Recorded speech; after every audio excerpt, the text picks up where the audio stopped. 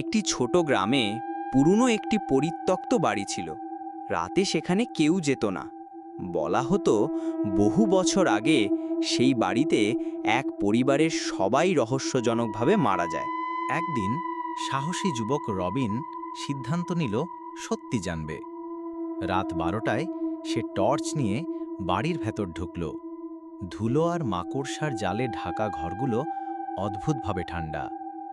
হঠাৎ করেই দরজা বন্ধ হয়ে গেল। পেছন থেকে ফিস ফিস শব্দ। আমাদের ঘর থেকে বের হও। রবিন ঘুরে তাকাতেই দেখল সাদা পোশাক পরা, চোখবিহীন তিনটি অবয়ব তার দিকে ভেসে আসছে। ঠান্ডা বাতাস শরীর জমিয়ে দিল। সে দৌড়ে বাড়ি ছাড়ল আর পালালো। বাড়িটি এখনও অন্ধকারে দাঁড়িয়ে আছে। রাতের বেলা সেখানে আলো জ্বলে, কিন্তু কেউ দেখে না কে জ্বালায়।